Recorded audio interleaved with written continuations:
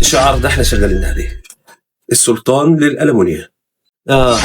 انا اللي كارفه نص البلد اروح احب واحد مش كارف لحد غيري. طب هو ليه طيب؟ احنا نقعد بقى نرمي على بعض بقى ونقعد التفاهم ازاي الكهن ده وبتاع، ده شغل كهن النسوان. طب انا نرمي على بعض ليه طيب؟ واكونتات فيك وبتاع وكارف ومش كارف. يا عم ما